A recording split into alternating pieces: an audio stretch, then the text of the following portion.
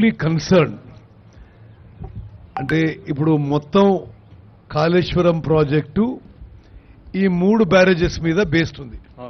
Total project total 1 lakh crores investment of the people of Telangana is based on these 3 barrages.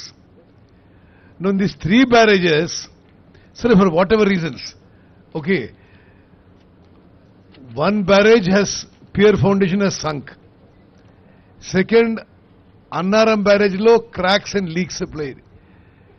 So ipudu now see about the investigation, inquiry, the judicial inquiry, repair work.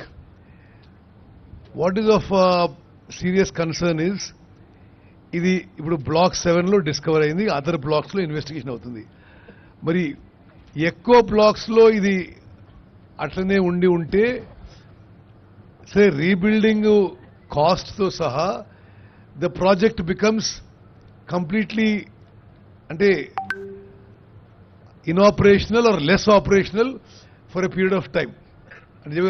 అంటే మీరు ఆ రిపేర్కి పెట్టే ఖర్చుతో అదనంగా మొత్తం project మీద పెట్టిన పెట్టుబడి ఇంట్రెస్ట్ పే చేయాలి, కానీ మనకేమీ చుక్క నీళ్ళు వచ్చే అవకాశం అవపడదు. సో వీఆర్ హోపింగ్ దట్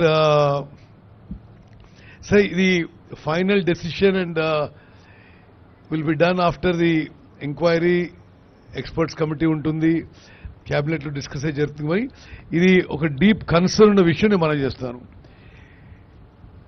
ఈ బాంబుతో డ్యామేజ్ అనే విషయం కొంత ఇది ఇన్ఎక్స్ప్లికబుల్ గా ఉంది. ఎందుకంటే normally barrages and dams earthquakes resist చేయడానికి కూడా కట్టడం జరుగుతుంది. Actually they have to resist in earthquake. మరి ఇంత బాంబు ఏమైనా డ్యామేజ్ చేస్తున్నారు, అది it is totally doesn't look appropriate. ఇప్పుడు మీకు తెలవడానికి total project cost of Kaleshwaram is approximately 1,27,000 crores as of now. Okay, మరి అది ఇంకెంత పెరుగుతుందో we'll have to see as it goes along.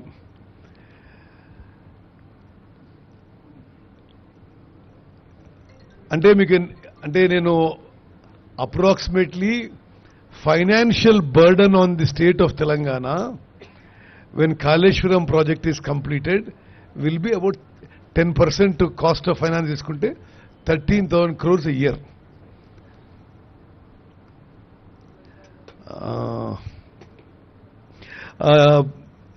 ముదిరా గారు, ఇప్పుడు మీరు 3,000 కోట్లు కాళేశ్వరం ప్రాజెక్ట్ కి పెండింగ్ బిల్స్ అన్నారు. మొత్తం ఇరిగేషన్ డిపార్ట్మెంట్ లో పెండింగ్ బిల్స్ ఎంత ఉన్నాయి? మొత్తం ఇరిగేషన్ డిపార్ట్మెంట్ లో సార్ దాదాపు 8,000 to 9,000 crores ఉంటుంది sir. So I want you to understand, గత ప్రభుత్వం యొక్క లెగసీ మాకు వదిలిపెట్టింది 8,000-9,000 కోట్ల బిల్స్ అన్పేడ్ గా వదిలిపెట్టడం జరిగింది. అది మీకు ఒక ఆల్మోస్ట్ 10,000 కోట్లు. ఇప్పుడు వెంకయ్య మాట్లాడుతున్నా ఓకే.